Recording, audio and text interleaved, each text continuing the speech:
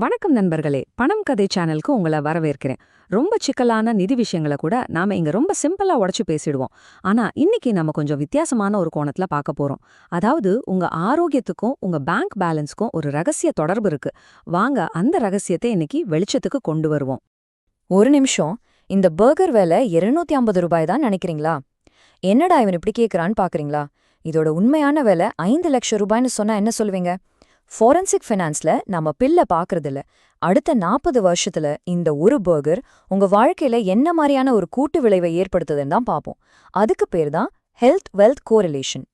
சரி, நாம இன்னைக்கு பார்க்க போற தலைப்பு என்னன்னா பயோலாஜிக்கல் இன்ட்ரெஸ்ட் ரேட், அதாவது உயிரியல் வட்டி விகிதம். சிம்பிளா சொல்லணும்னா, நீங்க சாப்பிடுற ஒவ்வொரு தப்பான உணவும் உங்க எதிர்காலத்துக்கிட்ட இருந்து நீங்களே ரொம்ப அதிக வட்டிக்கு கடன் வாங்குற மாதிரி. வாங்க இந்த மில்லியன் ரூபாய் பர்கர் கதைய இன்னும் கொஞ்சம் ஆழமா பார்க்கலாம். சரி, இப்போ ஒரு நிமிஷம் யோசிச்சு சொல்லுங்க. இந்த ஒரு வாரத்துல மட்டும் ஜங்க் ஃபுட்காக நீங்க எவ்ளோ செலவு பண்ணிருப்பீங்க? தயவு செஞ்சு உண்மையா யோசிச்சு உங்க பதில கீழே கமெண்ட்ல போடுங்க. அப்போதான் நம்ம பேசுற விஷயத்தோட ஆழம் உங்களுக்கு இன்னும் நல்லா புரியும். ஓகே, இந்த உயிரியல் வட்டியோட தாக்கத்தை நம்ம நேரடியா புரிஞ்சுக்க ஒரு சின்ன கதை மூலமா முயற்சி பண்ணலாம். இது 2 வித்தியாசமான முதலீட்டு போர்ட்ஃபோலியோக்களோட கதை. இவர்தான் பர்கர் பாஸ்கர். மாசம் 3 லட்சம் சம்பாதிக்கிறார்.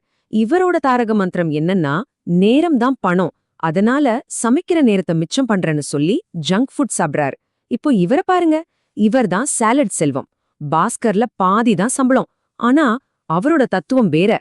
அவரோட உடம்பத்தான் அவர் முதல் சொத்து, அதாவது பிரைமரி ஆசெட்டா பாக்குறார். சரி, 20 வருஷம் கழிச்சு என்ன ஆச்சு? பாஸ்கரோட பேங்க் பேலன்ஸ் ரொம்ப பெருசா இருக்கு, உண்மைதான். ஆனா அவர் சம்பாதிச்ச பணத்துல பெரும் பகுதி இப்போ பயாலஜிக்கல் இன்ட்ரெஸ்ட் கட்டுறதுக்கே சரியா போகுது. அதாவது தீராத உடல் சோர்வு, மாசம் ஆஸ்பத்திரி பில், வேலையில கவனம் செலுத்த முடியாததுன்னு அவரோட செல்வம் கொஞ்சம் கொஞ்சமா கரையுது. ஆனா செல்வமோ, அவரோட போர்ட்ஃபோலியோ சின்னதுதான். ஆனா அவரோட ஆக்டிவ் ஈல்ட், அதாவது அவரோட ஆற்றல் 100%. இன்னமும் சுறுசுறுப்பா இளமையா இருக்கார். கணக்கு போட்ட பார்த்தா பாஸ்கர் தன்னோட மோசமான உணவு பழக்கத்துக்காக கொடுத்த விலை கிட்டத்தட்ட 2 கோடி ரூபாய். இதுல ஆஸ்பத்திரி செலவு மட்டும் இல்ல, அவரோட உற்பத்தி திறன் குறைஞ்சதால வந்த வருமான இழப்பும் அடங்கும். இப்ப சொல்லுங்க, செல்வத்தோட காஸ்ட்லியான ஆரோக்கிய உணவு தான் உண்மையிலே ஒரு சிறந்த முதலீடு இல்லையா? இப்போ உங்களுக்கு ஒரு விஷயம் பளிச்சுன்னு புரியுதா? நாம ஹாஸ்பிட்டல் ஃபண்டுன்னு சொல்லி சேமிக்கிற பணம் உண்மையில நம்மளோட மோசமான உணவு பழக்கத்துக்காக நாமளே நமக்கு விதிச்சுக்கிற ஒரு வரி, ஒரு பேட் டயட் டாக்ஸ் தானு. உங்களுக்கு இப்ப புரிஞ்சிருந்தா மறக்காம அந்த லைக் பட்டனை தட்டுங்க. உங்க உடலையும் உங்க செல்வத்தையும் இறையாண்மையோட எப்படி கட்டமைக்கிறதுன்னு தெரிஞ்சுக்க நம்ம சேனலுக்கு சப்ஸ்கிரைப் பண்ணிக்கோங்க. சரி, வாங்க நாம இந்த பகுப்பாய்வோட மைய கருத்துக்கு வருவோம்.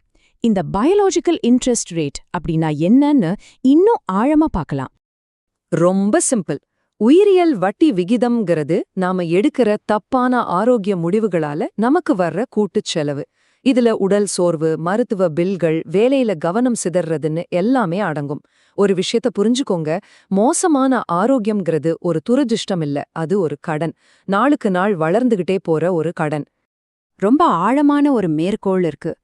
ஆரோக்கியமா இருக்கிறவனுக்கு 1000 கனவுகள் இருக்கும், ஆனா நோயாளிக்கு ஒரே ஒரு கனவு தான் இருக்கும். பாருங்க, நம்மளோட எல்லா கணக்குகளையும் தாண்டி இந்த ஒரு உணர்வுபூர்வமான உண்மைதான் இதுல இருக்கிற மிக முக்கியமான விஷயம். இப்ப நம்ம பார்க்க போறது நமக்கே தெரியாம நம்ம கிட்ட இருந்து வசூலிக்கப்படுற ஒரு வரி, ஒரு மறைமுக வரி.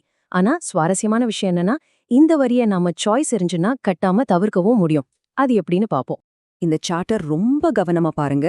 இந்த முழு பகுப்பாய்வோட மிக முக்கியமான புள்ளி இதுதான். இந்தியால மருத்துவ பணவீக்கம், அதாவது மெடிக்கல் இன்ஃப்ளேஷன், வருஷத்துக்கு 14% வரைக்கும் அதிகரிக்குது. ஆனா நம்ம ஸ்டாக் மார்க்கெட், அதாவது நிஃப்டி 50யோட சராசரி வருமானம் என்ன தெரியுமா? சுமார் 12% தான். இதுலேருந்து என்ன புரியுது? இத ரொம்ப எளிமையான ஆனா ரொம்ப அதிர்ச்சியான ஒரு உண்மை. மருத்துவ செலவுகள் உங்க முதலீடுகளை விட வேகமா வளர்ந்துச்சுன்னா, நீங்க ஆரோக்கியம் இல்லாம இருக்கிற ஒவ்வொரு நாளும் உங்க பணத்தை கொஞ்சம் கொஞ்சமா இழந்துட்டு இருக்கீங்கன்னு அர்த்தம். ஆரோக்கியம் இல்லாம செல்வத்தை சேர்க்கவே முடியாது. இது ஒரு தோத்து போற ஆட்டம். சரி, இந்த கூட்டு ஆரோக்கிய கடன் உங்க நிதி வாழ்க்கைய எப்படி அரிக்குதுன்னு 3 வகையா பிரிக்கலாம். உங்க நிதி படகுல இருக்கிற 3 பெரிய ஓட்டைகள்னு இத சொல்லலாம். உற்பத்தி திறன் ஓட்டை, பணவீக்க இடைவெளி மற்றும் ஓய்வூதிய உறிஞ்சி. வாங்க ஒவ்வொன்னா பார்க்கலாம். முதல்ல உற்பத்தி திறன் இழப்பு. மோசமான உணவால வர்ற அந்த மூளை மந்தம், அதாவது பிரெயின் ஃபாக், உங்க செயல்திறனை 20% வரைக்கும் குறைக்குதாம். இது உங்க வாழ்நாள் முழுக்க சம்பாதிக்க போற வருமானத்தை பாதிக்கும். 2வது, பணவீக்க இடைவெளி. இன்னைக்கு 10 லட்சம் ஆகிற ஒரு சர்ஜரி மருத்துவ பணவீக்கத்தால உங்களுக்கு தேவைப்படும் போது 80 லட்சமா இருக்கும். 3வது, ஓய்வூதிய உறிஞ்சி. இதுதான் ரொம்ப அதிர்ச்சியானது. பல பேர் அவங்க வாழ்நாள் முழுக்க கஷ்டப்பட்டு சேமிச்ச பணத்துல 70% அவங்க வாழ்க்கையோட கடைசி 2 வருஷத்துல மருத்துவத்துக்காக செலவு பண்றாங்க. சரி, இவ்ளோ நேரம் பிரச்சனைய பத்தி பேசிட்டோம். இதுக்கெல்லாம் தீர்வு என்ன?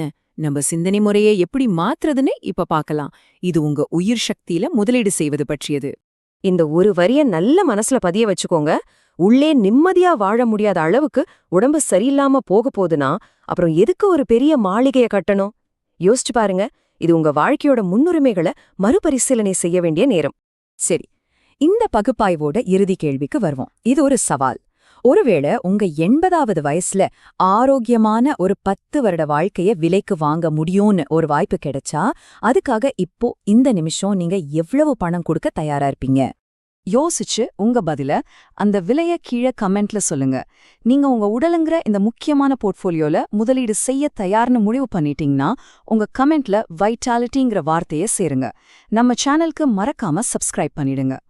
இன்னைக்கு நம்ம முக்கியமான சொத்தான உடலை எப்படி பாதுகாக்கிறதுன்னு பார்த்தோம். நாளைக்கு நாம அதிர்ஷ்டத்தை பத்தி பேச போறோம். ஆமா, பணம் சம்பாதிக்கிறதுல சிலருக்கு மட்டும் எப்படி எப்பவும் லக் அடிக்குது?